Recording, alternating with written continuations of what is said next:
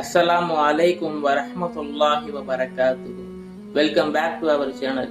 இறைவன் ரப்புல் ஆலமீன் தன்னுடைய திருமறையில மனிதனுடைய ஆயுள் காலத்தை பத்தி என்ன விஷயத்த சொல்றான், இதுல அறிவியல் சார்ந்து என்ன விஷயம் இருக்கு அப்படிங்கிறத பார்ப்போம்.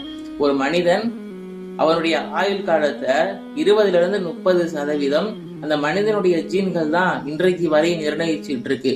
ஒரு மனிதனுடைய டிஎன்ஏ ரொம்ப ஸ்ட்ராங்கா உறுதியாக இருந்துச்சு அப்படின்னு சொன்னா அந்த மனிதன் நீண்ட நாட்கள் வாழ்றதுக்கு ரொம்ப உதவியாக இருக்கு. அது மட்டும் இல்லாம மனித உடல்ல உள்ள முக்கியமான செல்கள் குறைகிறதுனால அந்த டோலோமர் என்று சொல்லக்கூடிய விஷயமும் சேர்ந்து குறையுது.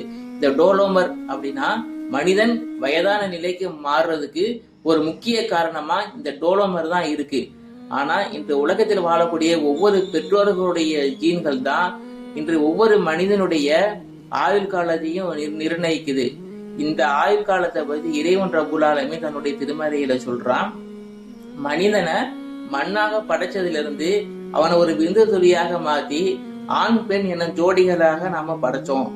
இறைவனுடைய அறிவை கொண்டுதான் ஒரு பெண் கர்ப்பமாக இருக்கிறதும் ஒரு பெண் பிரசவமாக மாறுறதும் எல்லாமே இறைவனுடைய அறிவை கொண்டுதான் அப்படின்னு சொல்லிட்டு அதுக்கு அடுத்தபடியாக சொல்றான், ஒவ்வொரு மனிதனுடைய ஆயுள் காலம், அதாவது ஆயுள் காலம் அதிகமாக ஆகிறதும் ஒரு மனிதனுடைய ஆயுள் காலம் கம்மியாக ஆகிறதும் இறைவனுடைய கிதாபு லவ்ஹுல் மஹ்ஃபூஸ் என்று சொல்லக்கூடிய அந்த கிதாபில் நாம எழுதி வச்சிருக்கிறோம். இது இறைவனுக்கு ரொம்ப ஒரு சுலபமான காரியம் என்று இறைவன் ரப்புல் ஆலமீன் தன்னுடைய திருமறையில சொல்றான். இனி வரக்கூடிய காலங்களில் இறைவன் நம் அனைவருக்கும் அதிகமான ஆயுளை தந்தருள் புரிவானாக.